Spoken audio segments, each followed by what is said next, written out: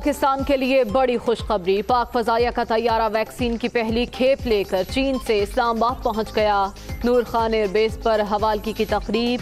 5 लाख खुराकें सूबों में तकसीम करने के इंतजामात मुकम्मल। फ्रंटलाइन वर्कर्स को सबसे पहले वैक्सीन लगाई जाएगी।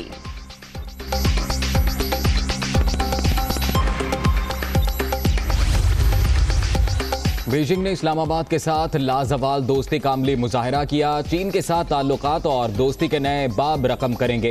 शाह महमूद कुरैशी पुरुमीद, पाकिस्तान पहला मुल्क है जिसे कोरोना वैक्सीन अतिया कर रहे हैं चीनी सफीर।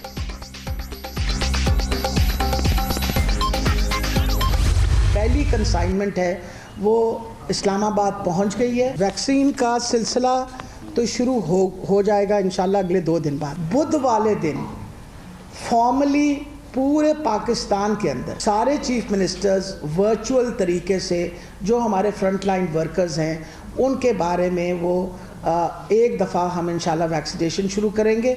और ये यहाँ नहीं ख़त्म होगी। जो सबसे खुशखबरी है वो ये है 17 मिलियन वैक्सीन जो है वो कोवैक्स ने पाकिस्तान के लिए प्रोक्योर कर ली है और वो इंशाल्लाह इस महीने और फर्स्ट वीक में से आना शुरू हो जाएगी मुसलसल। पंजाब में 189 हेल्थ वैक्सीनेशन सेंटर्स कायम कर दिए गए हैं। कोरोना वैक्सीन के लगाएगा सिलसिला 2 रोज में शुरू हो जाएगा। बुध से पूरे पाकिस्तान में हेल्थ वर्कर्स की वैक्सीनेशन का आगाज। वैक्सीन की मजीद 1 करोड़ 70 लाख खुराकें पाकिस्तान आएंगी। यास्मीन राशिद।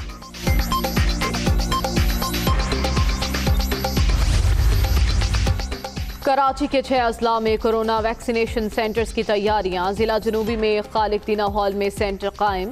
वैक्सीन को महफूज बनाने के लिए इंतजामात मुकम्मल। एक वक्त में 15 हेल्थ वर्कर्स को वैक्सीन लगाई जा सकेगी।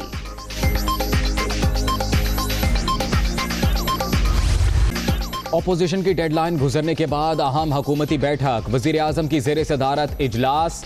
सियासी मुखालफीन सेनेट इंतखाबात ओपन बैलेट से कराने से भाग रहे हैं। वाज़े हो गया कब्जा माफिया ऑपोजिशन रहनुमाओं की ATM हैं। इमरान खान।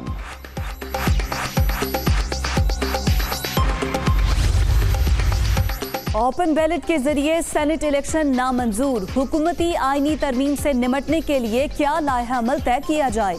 PDM रहनुमाओं का गैर रस्मी इजलास कुछ देर बाद। जल्दबाजी में कोई कानून साजी नहीं होने देंगे, ऑपोजिशन की ललकार। PDM की 31 जनवरी की डेडलाइन गुजर गई। इस्तीफे देने की खोखली धमकियां आश्कार। ऑपोजिशन की हसरतें और साजिशें दम तोड़ गईं। कौम को पता चल गया इनका एजेंडा जाती मफाद और हवस इख्तदार है। शिबली फराज की तनकीद।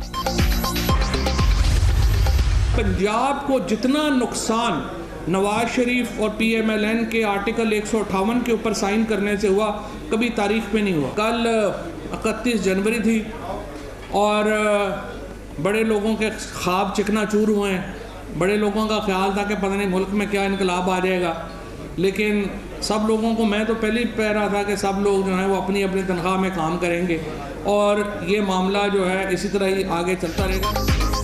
नवाज शरीफ ने पंजाब को सबसे ज्यादा नुकसान पहुंचाया। 31 जनवरी गुजर गई, सब पुरानी तनख्वाह पर काम करेंगे। PDM वालों के तमाम ख्वाब चकनाचूर। अब मरियम और बिलावल हुकूमत के खिलाफ बददुआओं की तहरीक शुरू करें, फवाद चौधरी का मशवरा।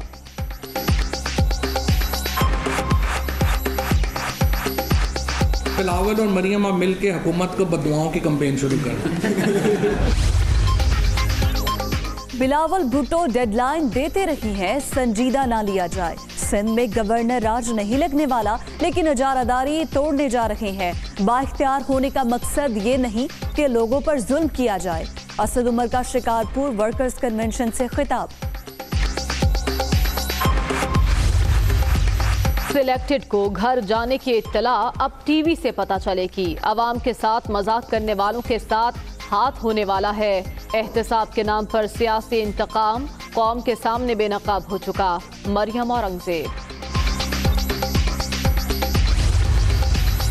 31 जनवरी गुजर गई लेकिन अवाम दुश्मन। वजीर आजम मुस्ताफी नहीं हुआ। अब ढीठ वजीर आजम लॉन्ग मार्च से निमटने की तैयारी करे। 4 फरवरी को PDM हतमी कार्रवाई का फैसला करेगी। लूट मार का तारीख दौर खत्म करके दम लेंगे, राना सनाउल्लाह।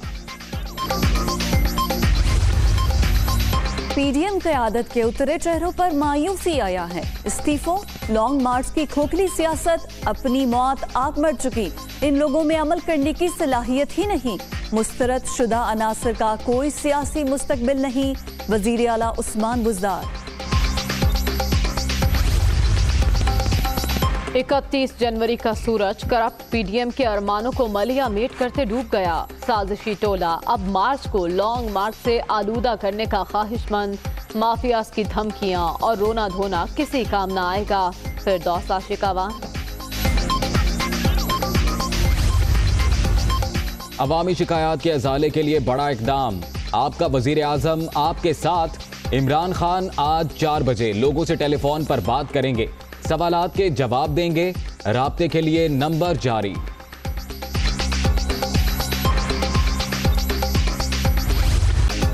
मौज मस्ती खत्म, अब पढ़ने की है बारी। मुल्क भर में 67 रोज बाद प्राइमरी, मिडिल स्कूल और यूनिवर्सिटियां खुल गईं। कोरोना एसओ अमल दरामद लाजमी करार, तालीमी सरगर्मियां बहाल होने पर बच्चे खुश।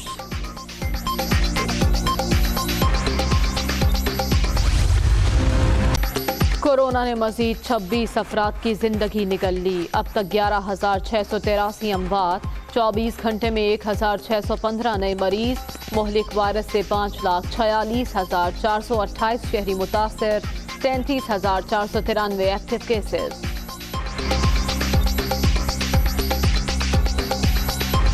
क्यों इस तरह करे, हम लोगों को गरीबों को मार डाल रहे हो, ये क्या कर रहे हैं?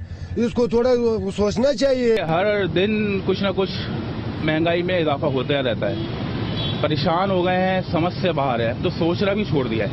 हमारे लिए बहुत परेशानी वाली बात होगी, गवर्नमेंट ने हमारे साथ बहुत गलत करा है।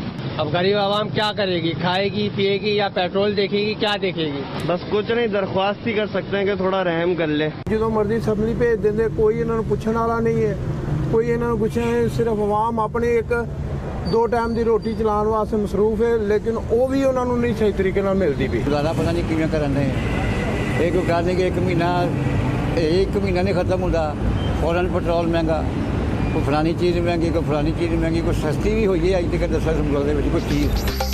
पेट्रोलियम मसनूआत मजीद महंगी होने पर अवाम आग बगोला, पेट्रोल की कीमत में इजाफा किसी सूरत कबूल नहीं, शहरियों की दुहाई। फैसलाबाद में कादराबाद चौक पर एहतजाजी मुजाहरा, टायर जलाकर सड़क ब्लॉक, नारेबाजी।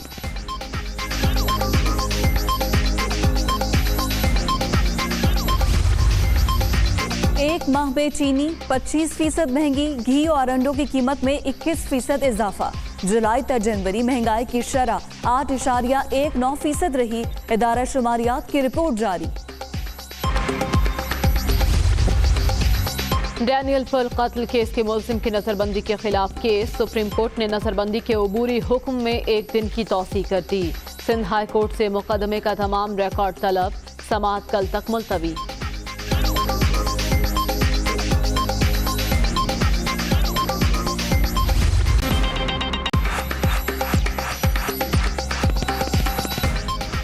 अस्सलाम वालेकुम, आप देख रहे हैं दुनिया न्यूज। मैं हूं मोहम्मद अजीम। मैं हूं मरियम जीशान और इस बुलेटिन में मैं हूं आपके साथ फिजा रियाज। हेडलाइंस आपने जान ली, खबरों की तफसीलात इस ब्रेक के बाद। बात करेंगे वजीर आजम की जेर सदारत हुकूमती तर्जुमानों का इजलास। मिसाक जमहूरियत पर पीपल्स पार्टी और नून लीग ने ओपन बैलेट की तजवीज़ पर इत्तफाक किया था। वजीर आजम ऑपोजिशन सेनेट इंतखाबात ओपन बैलेट से कराने की तजवीज़ से भाग रही है। मजीद वजीर आजम ने कहा कि ऑपोजिशन हॉर्स ट्रेडिंग करके सीटें हासिल करना चाहती है। ऑपोजिशन जमातों को मुख्तलिफ मुमालिक और शख्सियत ने फंडिंग की। वजीर आजम ने मजीद कहा कि तहरीक इंसाफ ने किसी हुकूमत या NGO से पैसे नहीं लिए।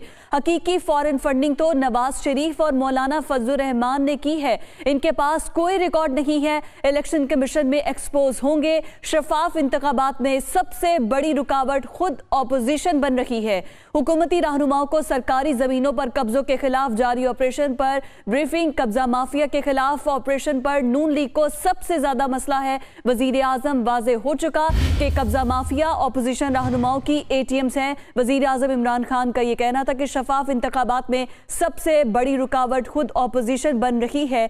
हुकूमती रहनुमाओं को सरकारी जमीनों पर कब्जे के खिलाफ जारी ऑपरेशन पर ब्रीफिंग, और वजीर आजम इमरान खान ने मजीद कहा कि कब्जा माफिया के खिलाफ ऑपरेशन पर नून लीग को सबसे ज्यादा मसला है।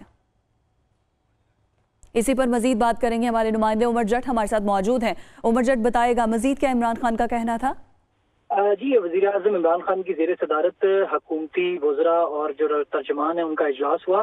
इसमें 3 चीज़ें डिस्कस की गई। एक, कब्जा माफिया के खिलाफ जो हुकूमत इक़दाम कर रही है उस पर ब्रीफिंग दी गई, साथ ही फॉरेन फंडिंग के हवाले से डिस्कशन हुई, और इसके अलावा जो हेल्थ कार्ड है और जो अफराते ज़र में जो अदारा शुमारियात की रिपोर्ट्स आई हैं उस पर वज़ीर आज़म इमरान खान और शुरका को ब्रीफिंग दी गई। इस मौके पर वज़ीर आज़म इमरान खान ने जो खिताब किया है इस इजलास में, उसमें उनका ये कहना था कि अपोजिशन सेनेट इंतखाबात ओपन बैलेट से कराने की तजवीज़ से अब भाग रही है। उन्होंने कहा कि जब मिसाक जमहूरियत हुआ था तो यही 2 जमातें थी, पीपल्स पार्टी और नून लीग, जिन्होंने ओपन बैलेट की तजवीज़ पर इत्तफाक किया था, लेकिन अब वो अपनी ही तजवीज़ से भाग रही हैं और शफाफ इंतखाबात में सबसे बड़ी रुकावट खुद अपोजिशन जमातें बन रही हैं। उन्होंने कहा कि माजी में जिस तरह से ये इन्होंने जिन जिन बातों पर इत्तफाक किए थे वो अपने मफादात के लिए थे, और अब जब इनके मफादात खतरे में पड़ रहे हैं तो ये अपनी ही की हुई बातों से, अपने मुआहदों से वाज़ेह तौर पर मुकर रही हैं।